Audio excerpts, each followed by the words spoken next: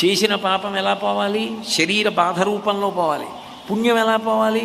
శరీరానికి కలిగిన సుఖం రూపంలో పోవాలి. పాపపుణ్యములను రెండింటినీ అనుభవించడానికి భగవంతుడు ఇచ్చినటువంటి ఒక ఉపకరణం ఈ శరీరం. దీనితోటే మళ్ళీ ధర్మం చెయ్యాలి, పుణ్యం చెయ్యాలి, మంచి పనులు చెయ్యాలి, మంచి మాటలు చెప్పాలి. తద్వారా పాపము వలన బాధం ఎంత కష్టో తెలిసింది కాబట్టి మళ్ళీ బాధ రాకూడదంటే పాపం చేయకుండా ఉండాలి. పుణ్యాన్ని చేసుకోవడానికి ఇది శరీరం ఉపకరణం. అందుకు కాళిదాస మహాకవి శరీరమాద్యంకులు ధర్మ సాధనం అంటాడు. ధర్మం చేయడానికి ఇది సాధనం. అది తెలుసుకుని ప్రవర్తించాలి. లేకపోతే దీంతో పాపం చేసి దుఃఖం వద్దంటే ఎలా మానుతుంది? కల్మషభూయిష్టమైన ఆహారం తిని ఆరోగ్యంగా ఉండాలంటే ఎట్లా ఉంటాం? పరిశుద్ధమైన ఆహారం తింటే ఆరోగ్యంగా ఉంటాం. అట్లాగే మంచి కర్మలు చేస్తే మంచి ఫలితాలు వస్తాయి, చెడ్డ కర్మలు చేస్తే చెడ్డ ఫలితాలు వస్తాయి.